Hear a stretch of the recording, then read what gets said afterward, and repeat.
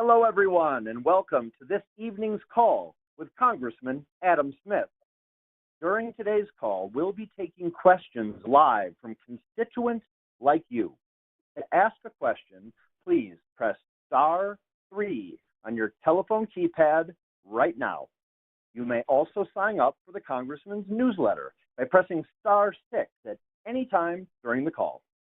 Again, please press *3 right now if you would like to ask a question, and press *6 if you'd like to subscribe to the Congressman's newsletter. With that, I will turn it over to Congressman Adam Smith. Congressman, the floor is yours.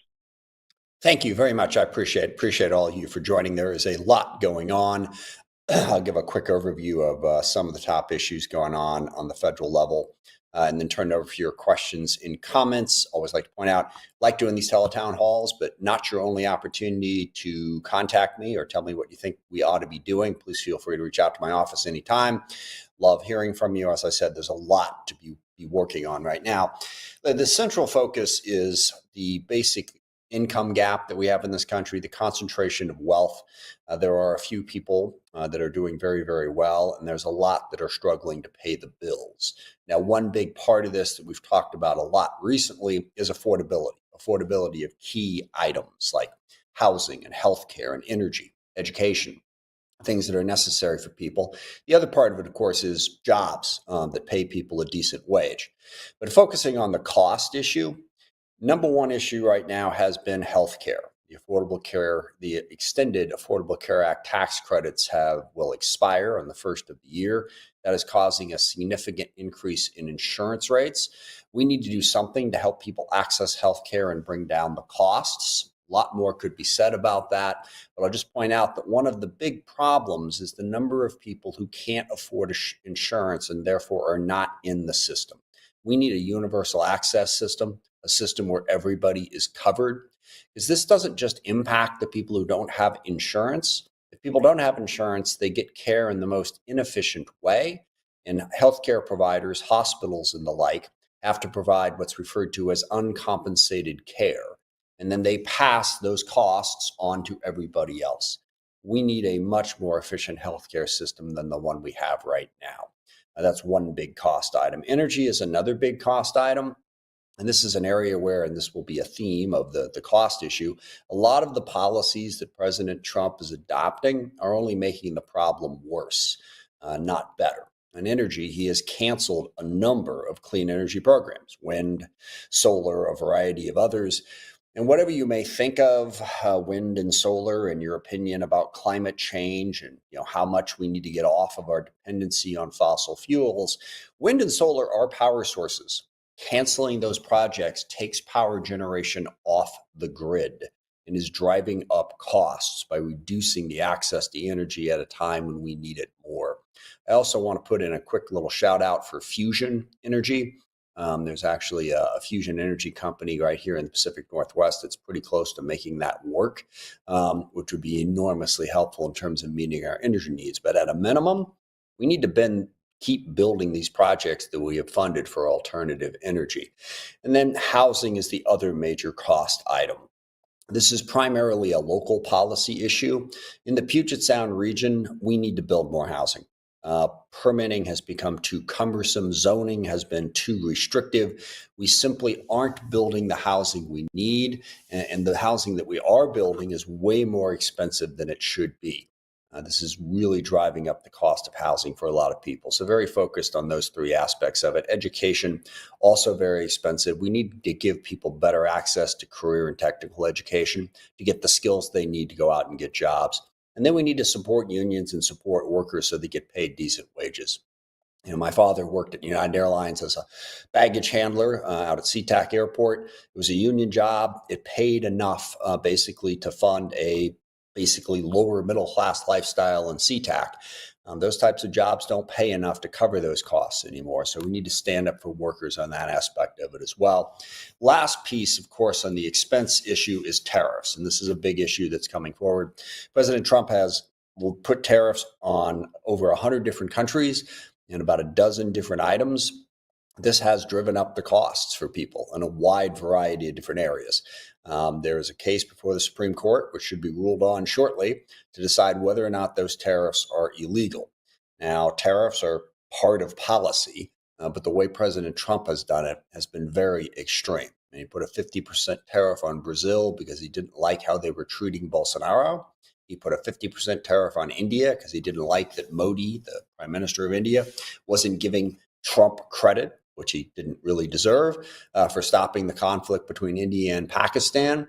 These wild tariffs that are on and off, delayed, then turned back on, is really creating major problems for businesses in our country and driving up the cost of a wide range of items. Even Trump sort of acknowledged this recently, and I think it was yesterday, 2 days ago now. He said he was going to reduce some of the tariffs that he had put on certain key food items. Coffee, bananas, and beef, I think, were the top items there. So he's even recognizing that the tariffs he's done are undermining the ability to get after the inflation problem that was such a key to his election, for that matter. Sorry, one other item on costs, and that is immigration. President Trump's crackdown on undocumented immigrants, also, by the way, picking up a lot of citizens, a lot of people who are legal permanent residents, basically terrorizing a large number of communities and making people stay home, is undermining the workforce, particularly when you talk about agriculture, having enough agriculture workers to make sure that they can get their crops all the way through the process. That also is driving up costs. So all of this is making it vastly more expensive to live in Washington State and elsewhere. So very concerned about that. That's one set of issues. The other set of issues is I'm very concerned about Donald Trump not obeying the law. I've already mentioned a couple of items along that. Stopping people on the street, hauling them in and holding them without any probable cause or due process is a violation of the law. It's happening all across the country sporadically. They've recently decided to target Charlotte, but it's also happened in the Puget Sound region. This is having a chilling effect, as I mentioned earlier, and it's also illegal. The tariffs that I mentioned, Congress has the power to levy tariffs, not the president. The authority that he is relying on does not give him that power. So very concerned about that. And just in general, well, also the Justice Department.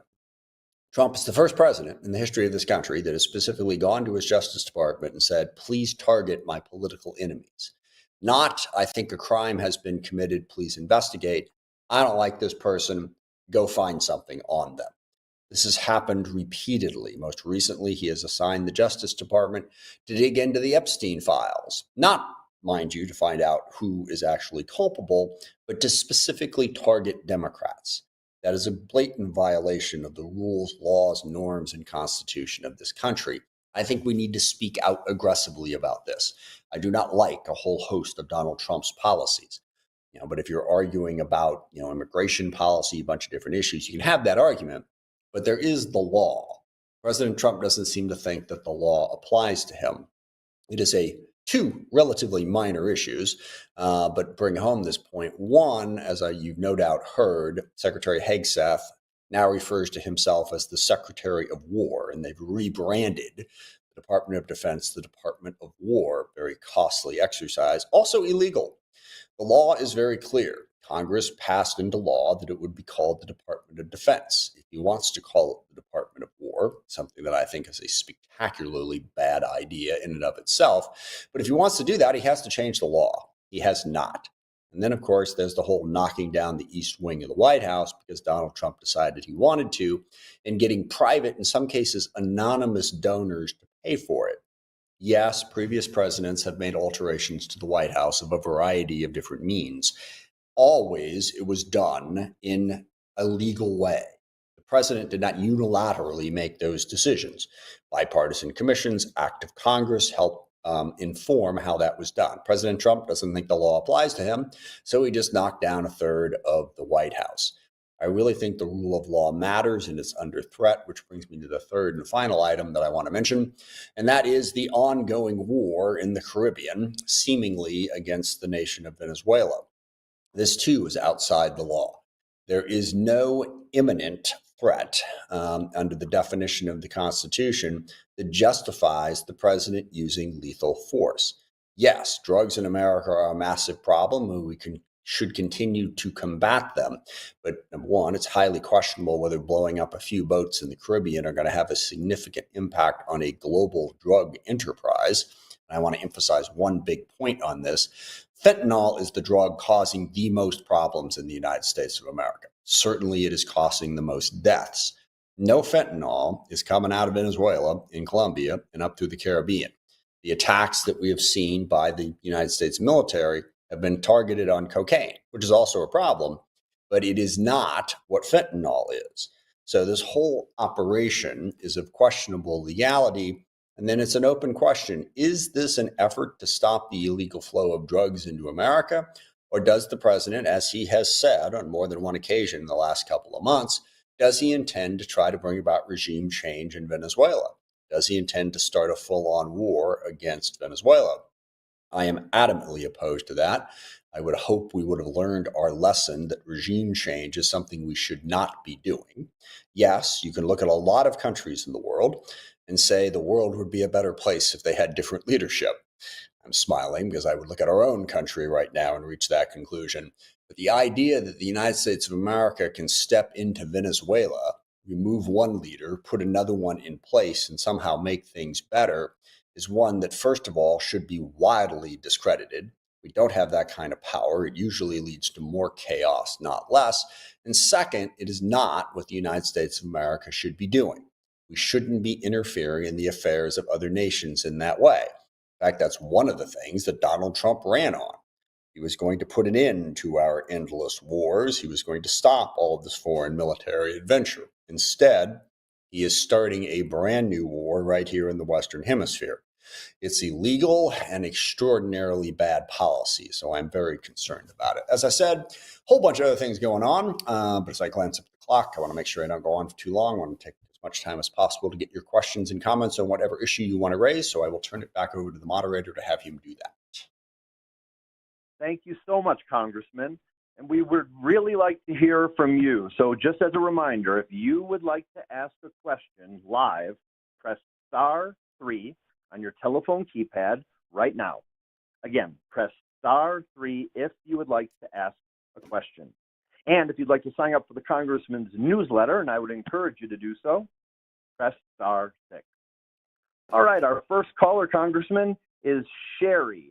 Sherry's calling from Bellevue. Sherry, you are on live. What's your question?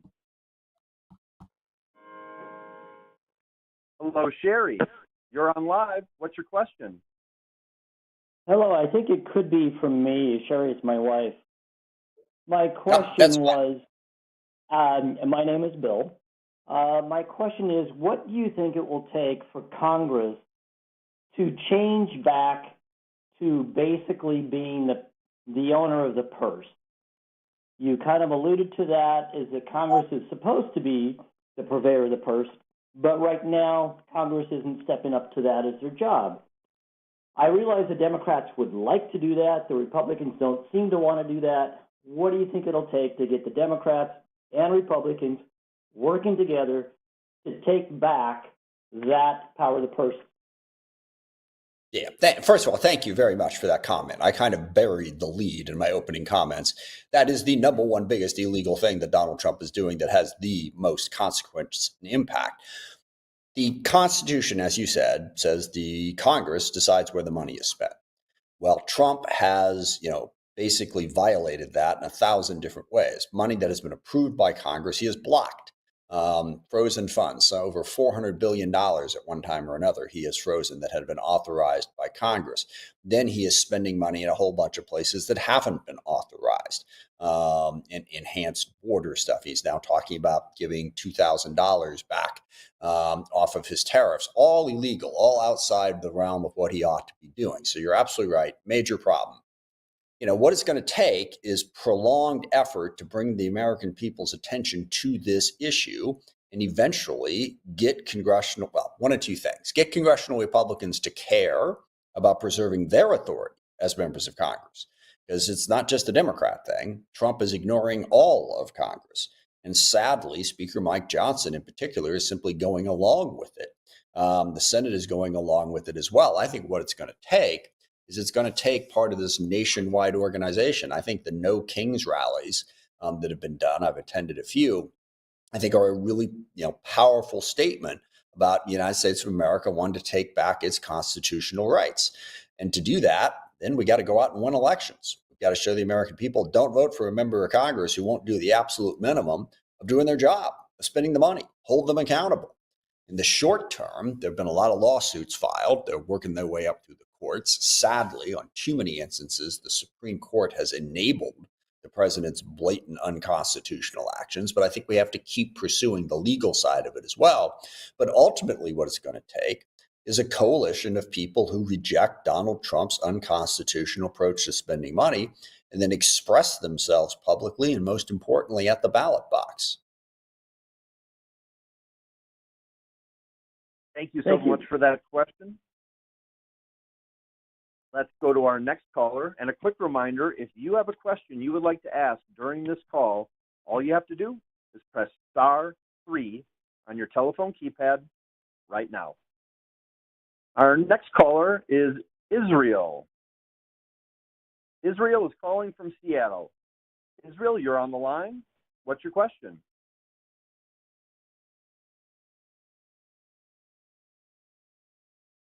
International and Human Rights Watch, as well as genocide scholars around the world, have concluded that Israel's actions in Palestine constitute a genocide.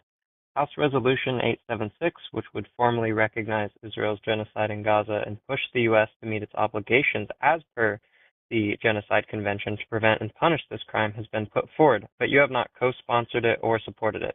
You have also avoided using the word genocide to describe what is happening in the past. Will you rectify this by supporting House Resolution 876 and using your position of power to make sure that the U.S. enforces international law? Yeah, what I want to do is bring peace to Gaza. I do not agree with the conclusion that this is a genocide. It is an ugly, ugly war that needed to stop a long time ago. I support restricting U.S. sale of weapons to Israel to force them to actually implement the ceasefire that has been put in place and to build a future for Gaza. I don't think getting into a particular debate about exactly how awful this is and the details of it helps get us to peace. I want peace and an end to the war. That's why I'm working on that aspect of the legislation. Stop supporting Israel. Stop giving them the weapons until the war is fully stopped and the peace plan is fully implemented. Thank you, Congressman. Let's go to our next caller. Next up, we have William from Seattle. William, you are on live. What is your question? Hi. Yes, thank you. My question is, will people in Washington or Seattle, if it only pertains to Seattle, but I imagine it's for all of Washington, will people in Washington and Seattle are they in danger of losing their public housing or funding for public housing? And is there a way to ensure that we will not lose our public housing or subsidies for public housing? Yeah, need to put some sort of parameters around that in terms of the federal government funds a variety of different housing projects. There are, there's rent stabilization money, there's Section 8 money, there's housing vouchers, number of different aspects to it. But one particular area, and that is around the issue of housing first, which is a controversial and devil is in the details on it. But basically the idea that just get people in permanent housing, no rules, no restrictions, just get them in there. And the Trump administration has targeted housing first projects.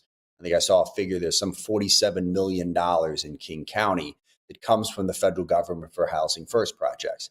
Yeah, that is in jeopardy. Now, again, this is money appropriated by Congress. Legally, the president should not be able to zero that out. But that is absolutely targeted. The president is targeting housing dollars. What we need to do is push back and try to block that and get appropriations bills passed that will continue to fund those housing projects. But yes, it is in jeopardy. The other aspect of it that makes it in jeopardy is President Trump has very specifically tried to target states that didn't vote for him, for lack of a better way to put it, to be excessively political and excessively partisan in his approach. Look, this is all part of reining in the Trump administration and stopping their illegal actions and making sure we spend money. One final piece of that, locally, we do need to spend the money a lot better. We tend to spend a lot of money going out to various different nonprofit community-based organizations, some of which are not doing a good job with that money. We've had many instances where federal money and state and local money has gone to organizations that were supposed to either build housing or get the homeless off the streets, and they have not done that as efficiently, as effectively as possible. So I think on a local basis, we should find the ones who are doing a good job and fund them and be more careful about how we spend that money as well. So both of those things have to happen to protect our housing dollars. Thank you so much, William, for your question. Oh, and I just real quickly want to remind everyone on the call, if you have a question, all you got to do is press *3 right now. All right, our next caller is Lynette. Lynette is calling from Seattle. Lynette, you are on. What's your question? Hi, Hello, Adam. This is Lynette Schirmer. Great, Lynette. I'm sorry, say you again. are on live. I had a question on the essentially workers' rights and the bipartisan bill that was kind of going in and then got kind of stalled. The HR. I'm sorry, I'm having a hard time bill. hearing you. On what subject? The HR House Resolution 2550 on essentially just workers' rights in general and how it got stalled, and you can provide any more insight into that. I'm not familiar with that specific bill or that specific issue as you described it. I'm a strong supporter of workers' rights. I know we are working on a bill right now to restore collective bargaining rights to federal employees, both a bill for all federal employees and then in the National Defense Authorizing Act for employees within the Department of Defense. But I'm not sure which workers' rights bill you're talking about. So say that number again. I'll have my staff track it down and follow up with you. What's the House bill number? 2550. 2550. We'll track it down and try to get you an answer. I'm not specifically familiar with that piece of legislation. Okay. Thank you. Thank you, Lynette. Congressman, I have a question from Facebook. Susan is watching on Facebook right now. She would like to know if you have any plans in place to deal with ICE if they decide to invade this district. There are many immigrants in Susan's community, and she worries about them and has no idea if they're legal or not and doesn't really care. She just wants them to be safe. Yeah, ICE has already invaded our community. Now, some of the high profile stuff that they're doing in places like Chicago and Los Angeles and now in Charlotte and some other places certainly has gotten more attention. But I know there have been examples of ICE raids in our community that have picked up people, as I said at the outset, many of whom are citizens or legal permanent residents who are being harassed by ICE raids. Plus, you have an undocumented population, many of whom are not committing any crimes. They are living, working, paying taxes, raising families in vital parts of our community. The Trump administration saying that they're out there targeting the worst of the worst, hardened criminals and all of that. That is not what is happening. If you want to target criminals, I have a problem with that. That's not what they're doing. As far as what we can do to protect it, I have done a lot of work with individuals who have been targeted to try to make sure that they get immigration lawyers and immigration support to protect their rights once they're picked up. I think it's also appropriate to protest and say you shouldn't be doing this, to try to push back on it as they have in a number of different communities. And then ultimately, we need to make the political case to the country that this is wrong. This is bad policy. So we can build up enough support to push back on the existing Congress, convince Republican members of Congress that this is bad policy and having a negative impact on their community. And this has happened.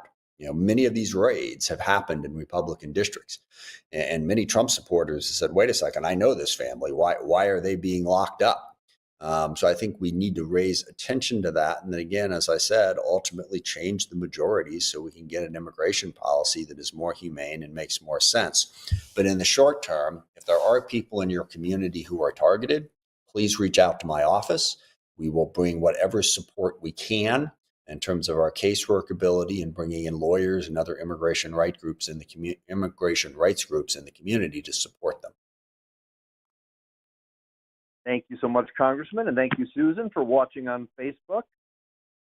I'd like to encourage everyone watching and listening to sign up for the Congressman's e-newsletter. All you have to do that is press *6 on your telephone keypad right now. All right, our next caller is Amrit, who's calling from Kent. Amrit, I hope I'm pronouncing that correctly. You are on. What's your question?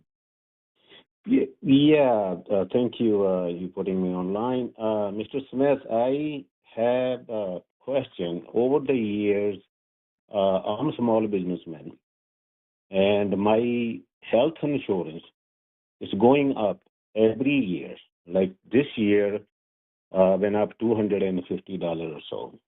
It started out around me and my wife. It was about $1,200 per month premium. Now it's reached $24.93.12. It's covered by the Kaiser. My question is, look like I'm get punished of as a working small businessman. And looks to me, I'm paying for the people, the other people who getting the free medical services. And is there any way you guys can able to do put some kind of cap on rising this insurance every yearly basis? I see this year deductible last year was $600 for individual and the $1,200 me and my wife. Now it's gone to $1,000 individual and the $2,000 me and my wife. Other benefit, there was free, now they got 20%. The other has a $15. The other has $35. And it's going up and up. And I don't think we can able to afford anymore. Thank you. That's all my question. Yeah, no, I think that's a very legitimate problem. The only real answer to this that would help is, as I said, a universal access system. I am a co-sponsor of Medicare for All. I think single payer is one way to go. It's not the only way to get a universal access to healthcare system. There are a number of countries in Europe, Germany, Switzerland, France, that isn't single payer, but they do make sure that absolutely everybody is covered, so that you wouldn't be in the business of buying healthcare insurance. As someone who lives in America, you would be covered. You would have health insurance. Yes, you would pay taxes for that, but that would be the coverage so that everybody is in the pool. In America, you can get decent health care if you're part of a large employer plan. You work for Boeing, for instance, large companies, because you get the advantage of numbers. If you're a small business person, you are a higher risk because you don't have a larger pool. And then you get hit with those massive increases. You, as a small business person, you shouldn't have to be in the healthcare business. You should have a healthcare that covers you. And I think that's the direction we need to go to with our system. Now, I would be less than honest if I didn't say, even if you have a universal system, whether it's single payer or otherwise, healthcare is increasingly expensive. Part of the reason it's increasingly expensive is because we have a lot more ways to treat people. There's a lot more things that are available that weren't available 20, 30 years ago. Help people couldn't get. Now they're getting it, and we're paying for it. And those costs are going up and up and up. And in the United States of America, one of the biggest areas of healthcare cost increases is end-of-life care. We spend more money on end-of-life care than any other society in the world.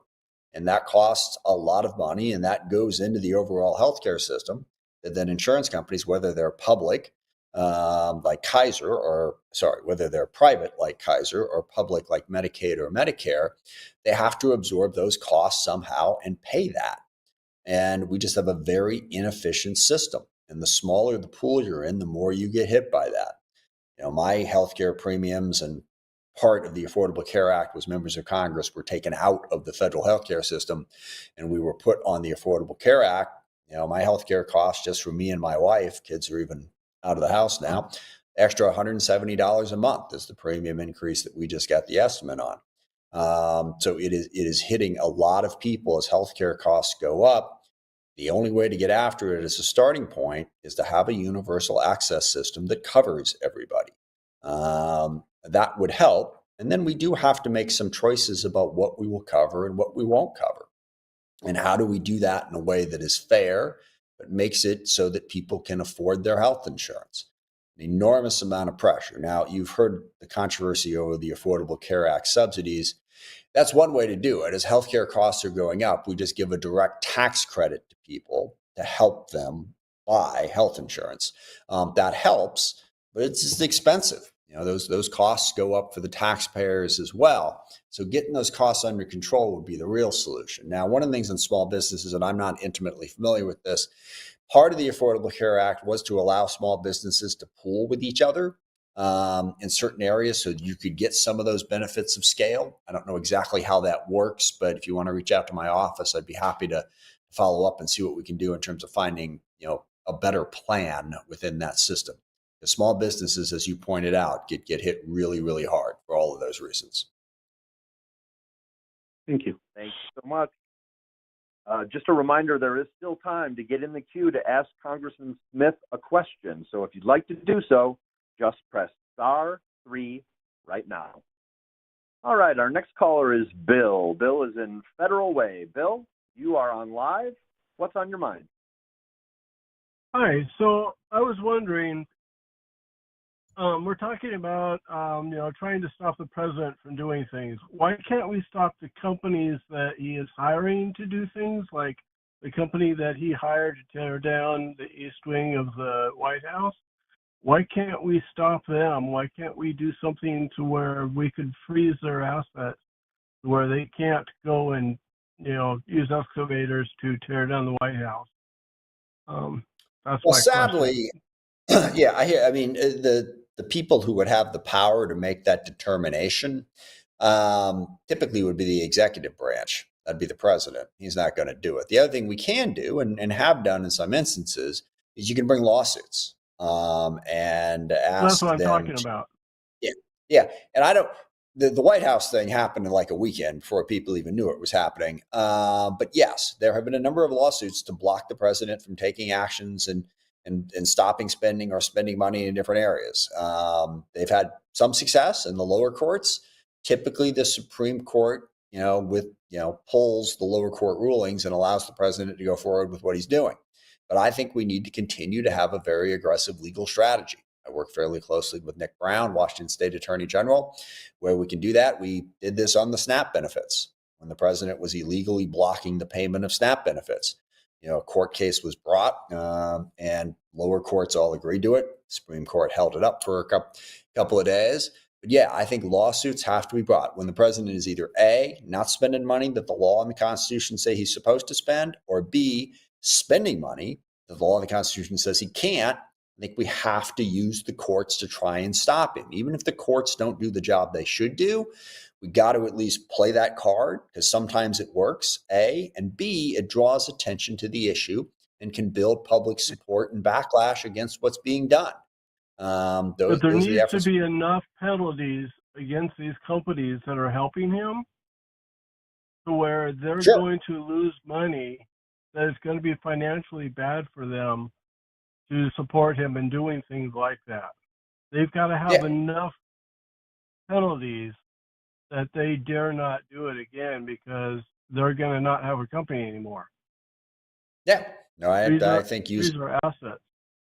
Yeah, using the courts to pursue that angle is something I would wholeheartedly support. Yeah, I don't think we're doing that. I don't think we're, Trump plays dirty. And while we don't want to play dirty, I think we're trying to play too clean. Yeah. We need to we need a stronger offense. Yeah. A stronger defense on this than what's happening so far. Yeah, we have filed hundreds, if not thousands, of lawsuits, and we'll continue to do so. But thank you. I appreciate that. And certainly we need to fight harder. No doubt about that. Thanks so much for your question, Bill. Let's go right on to our next caller. Next up, we have Connor. Oh, Connor and Kent, you are on. What's hello. your question, Connor? Hello. So my name is Connor Cummings, and so one thing I've been observing, I try to keep aware of both what is happening on the left and the right side of things politically.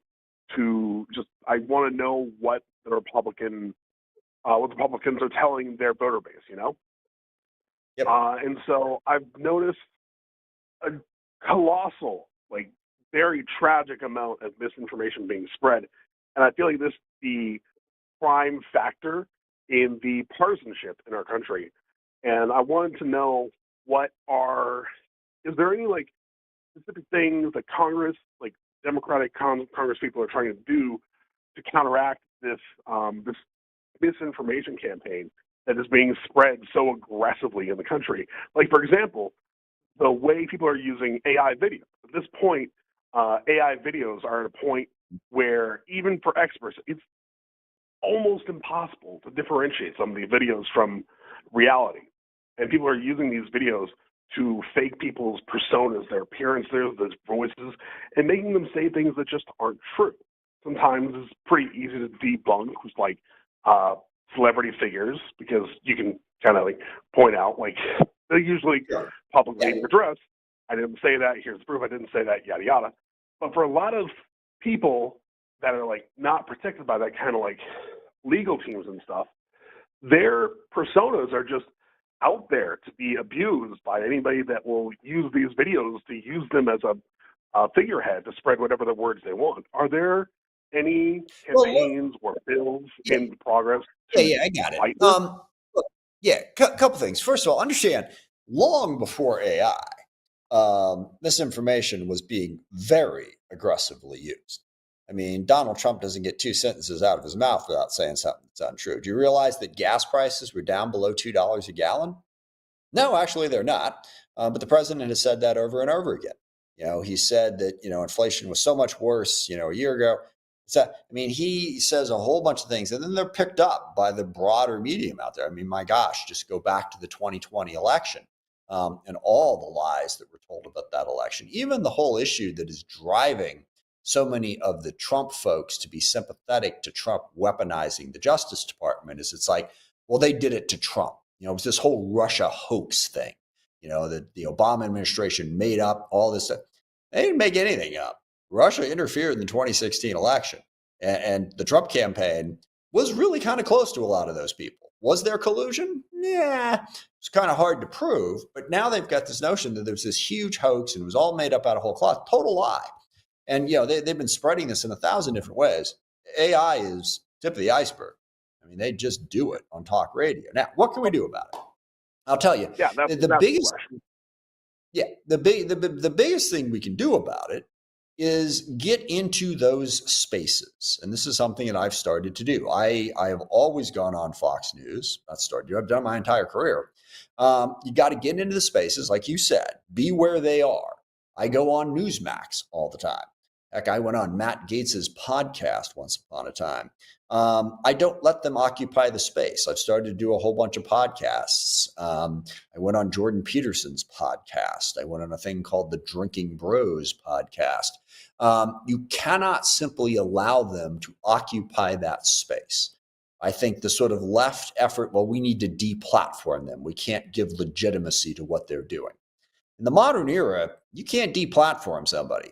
They're going to get on there. They're going to have an audience. You got to get in there and fight back and push the other message, and make sure that you listen as well as speak. Because, I think a lot of times a mistake the left has made in the last 5 or 6 years is to assume that any conservative opinion is by definition disinformation because it's well wrong. And we've fallen into that trap. And then if you start accusing someone of disinformation and you turn out to be wrong, then that undercuts it. No better example, by the way, than Hunter Biden's laptop.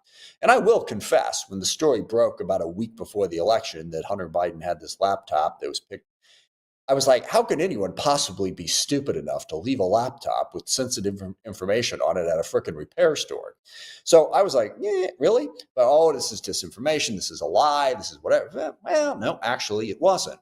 So I think we have to be very honest about that as well. Because if we give in to the notion that this is Donald Trump's notion, by the way, the truth is what you say it is. That's the way Donald Trump looks at the world.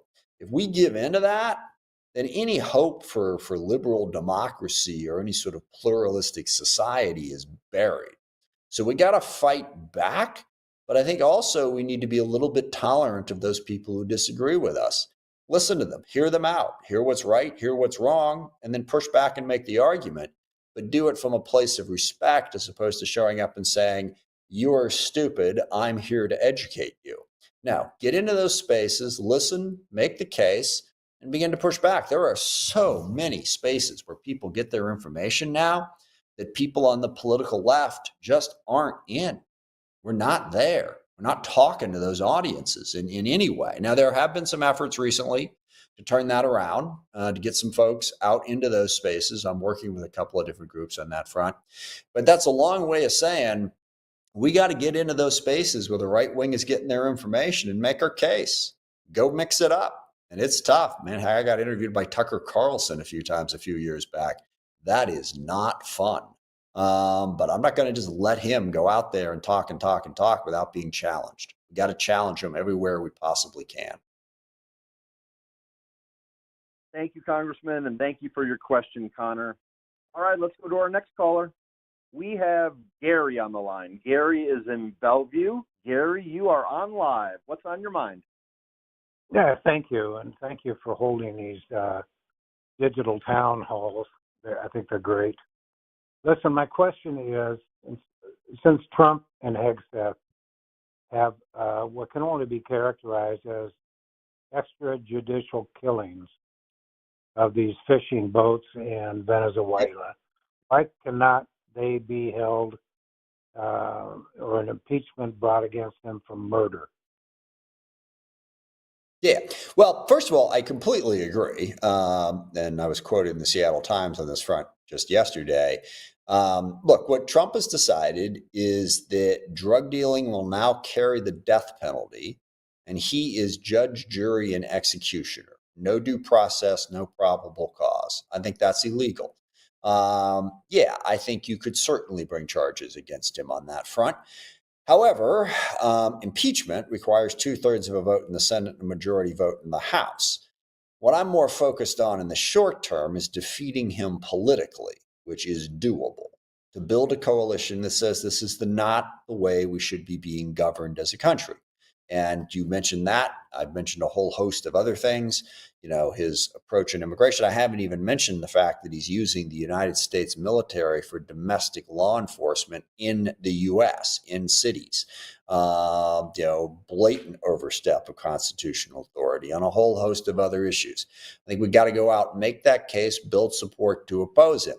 I don't have anything against impeachment. I voted for it twice where Trump was concerned.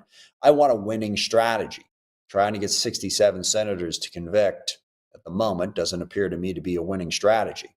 And if you walk down that road and you lose, I just want to make this point, so I hope people are aware of it. It really surprised me the degree to which once you impeach a president, if he wins the jury trial in the Senate, it usually gives that president a boost, at least in the 3 times that I've had an experience with it. I was really surprised way back in 1998 when the House impeached Bill Clinton. I did not support that.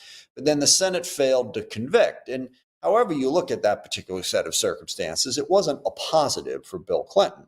And yet, when he won in the Senate, it gave him a significant political boost. When Trump beat us back in January of 2020, his approval ratings were at an all-time high, despite the fact that I think he was quite guilty of what he was accused of around Ukraine. And then even after January 6th, I mean, he attempted to overturn a lawful election, to lead an insurrection. House voted to impeach him. The Senate did not. A month later, he was back in the good graces of the Republican Party, and 4 years later, he was back in the White House. So I want to fight battles that are going to help us move forward. So I'm leery of going down that road, but we should absolutely make the case that what he's doing off the coast of Venezuela is illegal, but even more important for political purposes, it's horrible policy. and directly against what he promised the American people he was going to do. I think that weakens him in a way that is really, really helpful, and we need to really press that case. Well, I think we could take. I'm sorry? Congressman. We seem to have lost Gary there. Gary, thank you so much for that question. Congressman, our next question comes from Travis, who's watching on Facebook. Thank you for watching, Travis. Travis asks, aside from lawsuits, are there any legislative ways to counter the Trump administration's overreach? Yeah, legislation is a pretty simple, straightforward thing. To get it passed, you have to have the votes. So we don't have the votes at the moment. Now, there's a couple caveats to that I think are important for the purposes of the question. Number one, I think introducing legislation, even if you don't have the votes and even if it doesn't pass, that clearly stakes out what you are for. And that's why I think the fight over the shutdown was so important. You know, we had legislation on the Affordable Care Act that would have helped keep healthcare costs down for the American people. That's what we were for. That's what we wanted. I think some of us also added to that, to the previous questioner, to block President Trump's, illegal actions on the appropriations bills. But these were clear things that we were for. Now, at the end of the day, we didn't have the votes. We didn't have the votes to get past what we wanted to get past. I still think it was enormously important that we put that legislation out there and advocated for it, because it drew the contrast and let the American people know what we're fighting for, even if we don't have the votes. Second, even if you don't have the votes now, you don't know what the future holds. Make the case, begin to persuade people. And on a number of these policies, we are seeing cracks within Donald Trump's coalition. People who look at these tariffs and they're like, you're driving up prices, you're killing farmers. They look at his healthcare policy, they see rural hospitals being shut down, people in red states, in rural areas losing their healthcare. We bring that pressure on the Republicans, and then you might have the votes. You might finally get to the point where you have Republicans in some of these districts that begin to finally respond more to their constituents than they do to Donald Trump. So that's how you do it, and that's what you push. At the end of the day, you can push as hard as you want, and you got the votes or you don't got the votes. But that's how you can get to a position where you actually have the votes more often than not and begin to affect change. And it's frustrating and it's irritating, because these problems are not small. What Trump is doing, I think, is a direct threat to representative democracy in this country, and also a direct threat to the economic and security well-being of the American people. I want it fixed yesterday. But you play the cards you're dealt, and you need to understand that you're going to have to be really persistent about it. I've used this line, I've used it for a long time, and I've amended it slightly. Whenever people come to me and they're frustrated about the political process, because it is a frustrating process. I mean, you got a lot of people you got to go through before you can get something done. I always used to say, look, in politics and public policy, you have to be patient and persistent. Now I amend that, given the times that we're in, to say that you have to be impatient and persistent. But it still means that even if you can't succeed, pushing the argument, building the organization, building the support so that you get to that happy place where you have enough support to get things done, that's all part of how you get there. So making it clear what you stand for helps build the case and helps build the coalition of support you need to be successful. And that's what I'm doing every single day. Thank you, Congressman. Let's go straight to our next caller. Next up, we have Edward. Edward is calling from Kent. Edward, you are on live. What's on your mind? Yes, my name is Edward. I'm calling from Kent. For me, I'm not even more of a question, but I want to thank the congressman for helping my family come back from Kenya to this country. I went to this office. I had a problem, but he was able to help me, and I was very happy. So I just want to say thank you and keep it a spirit. Thank you. Well, thank you. I'm glad we could be helpful. And that really emphasizes the answer. I didn't give the clearest answer to a question earlier about immigration. My office can help. If you got an immigration problem, please think of us as a resource. We have considerable experience working on these issues and connections to help. So please reach out. We want to be helpful if we possibly can. Thank you so much. All right, let's go to our next call. We have Meredith on the line. Meredith is in Seattle. Meredith, you are on live. What's your question? Yes, up until now, Congressman Smith, you have refused to use the word genocide to describe Israel's actions in Gaza, which literally just happened in this town hall, even though genocide scholars around the world and many international legal bodies have reached a consensus that it is a genocide. Why not use that phrase? Why do you use phrases like offensive action or conflict in the face of this evidence? Yeah. Well, first of all, I think genocide is a huge, huge thing to say and conclude. I mean, it is no small thing to accuse a country of that.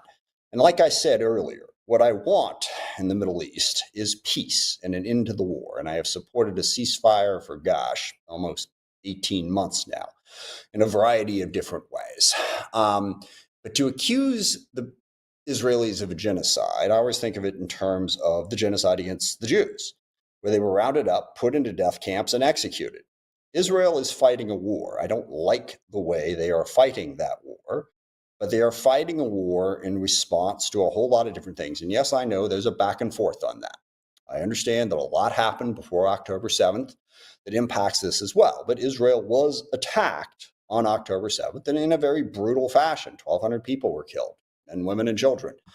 The Jews never attacked Germany. Okay, there was never any threat. There was never any legitimate war going on against the Jewish people. This is a war that I do not like the way it has been fought. I certainly think that human rights abuses should be investigated. But calling it a genocide, I think, mislabels what is going on. And I've seen the experts. I've read that. I heard all of that. I just don't think that's what Israel is doing. I don't like what they're doing. I don't like the fact that they fought the war. I really don't like what's going on in the West Bank. I just don't think that the label is accurate. And what I want is peace. I want an end to the conflict, and I want a path for some sort of future for the Palestinian people. And that is what I am working towards. Thank you. Next up is Kevin.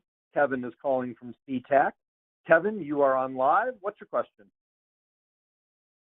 Can you hear me good? Yes, I got you loud and clear, Kevin. How are you? First of all, Representative Smith, I have a podcast and a radio show called Positive Talk Radio, and I'd love to have you on that.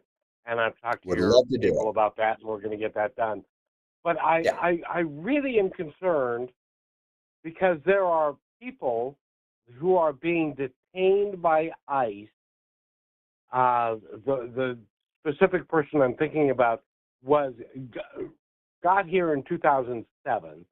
She's been a worker for businesses all the way along. She's had 4 kids who are U.S. citizens who are under the age of 18.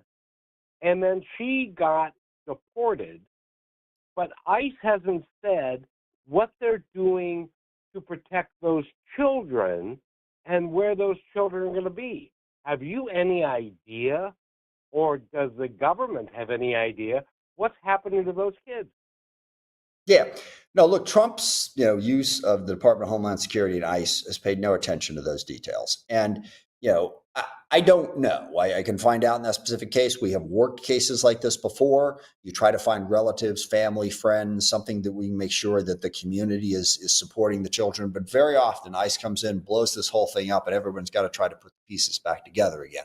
And the broader point that I think is worth making here on immigration is immigration is a good thing for the United States of America, first of all. It is sort of what has built us up over the course of 250 years. People from all over the world want to come to the U.S. They want to work hard and build a better life for themselves and their families. That has been a positive. The degree to which immigration has been denigrated under the Trump administration is wrong, cruel, and also, I think, terrible policy for the United States of America. And in particular, I want to focus on the undocumented population, or if you want to get out of the semantic argument here, what Trump refers to as illegal immigrants.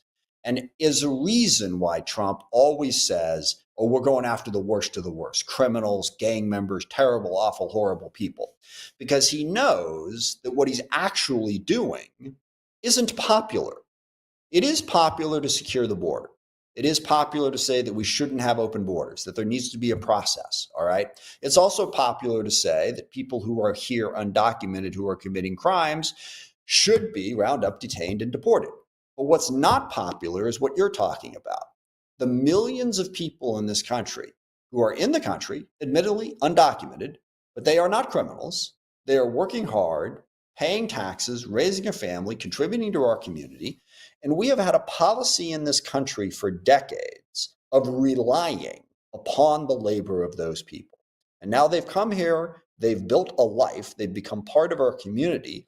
And now the US government is going to show up and rip apart that life for them, for their families, for their community members. That's not good policy, and it's not a policy I support. I support a pathway to citizenship for the undocumented population. This is the immigration reform that we need. So yes, there are many, many cases. Now, in that particular case, like I said, we try to help out where we can. And there are various organizations. Northwest Immigrant Rights Project, I think, does a spectacular job of trying to help families in that situation. But it is beyond cruel that the United States government is creating those situations in the first place. Congressman, we're running short on time, but I'd like to fit in one last question. This comes from Debbie on Instagram. Debbie says, many people think the two-party system is broken. I wonder what the congressman's thoughts are on that. Yeah, I think what's kind of broken is our representative democracy and the way we do politics in America. I think we've lost track of the idea that we all need to try and work together to resolve our differences, to figure out how to disagree in a productive way. That's what representative democracy is supposed to be about. It's supposed to be, okay, you got a whole bunch of people. Everyone's got different opinions. Everyone deserves to have a say. And then how do we balance out all of those different ideas? Now, the two-party system has created some problems. There's no two ways about it. In fact, I think it was Pearls Before Swine, a comic strip in the paper had a way of summing this up, and I'm forgetting exactly how they put it. But he said, "Look, so you're telling me there's only two groups of ways to think? So if I think this way and I'm in this group, I have to agree with them on absolutely everything? That doesn't make any sense, and it doesn't. Okay." But even if you got rid of the two-party system, you'd still have sort of the same situation, because there are a lot of countries out there that have 3, 4, 5, 6, 7, 8 parties, and they all have to do the same thing that ultimately we have to do. In order to govern in a representative democracy, you have to build coalitions. You are not going to find one group of majority people who agree with everybody on everything and can simply govern. As the issues come up, you have to build coalitions from a wide range of people.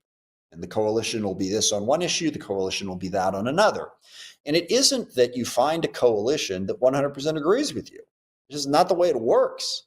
So even if we didn't have two parties, you would still have to find some way to get along with people who maybe you agree with them on 6 out of 10 issues, but not the other 4. Okay, well, what are you going to do about those other 4? You got to have that conversation. We have forgotten what coalition building is all about. I always say that if you're going to have a representative democracy, you have to be able to balance 3 things. 1, what do I want? And that's important. What do I want? What do the groups that I belong to want? And how do I advocate for those? That's certainly important. That's part of representative democracy. But if that's all you're doing, that representative democracy will break down, because the other 2 things that matter, what do the other people around me want? All right? And how do I balance that with what I want so they get enough to be happy and I get enough to be happy? And then third, what's in the best interests of society as a whole? And if you're not considering number 2 and number 3, you will be in an endless fight. And I'll give you but one example of how this problem manifests itself in the United States of America. We have a debt problem. We are $38 trillion in debt as a country. That number keeps going up. The deficit is north of $1 trillion every year. Why? Well, because the American people have come to demand that we balance the budget without raising taxes or cutting spending. Okay, and I get it. You know, I mean, if you're your average constituent out there and you want a tax cut or you want a spending increase, you don't care about the other issues. That's not my thing. All right. You know, I don't know, pick an issue. You care about Medicare. You want Medicare to cover more things. Okay. Well, it's going to cost more money. It's going to have to come from somebody else. Not my problem. All right. I'm just looking after myself. Or you care about education. You want more money spent on education. Or you're a business person. You care about your tax rate.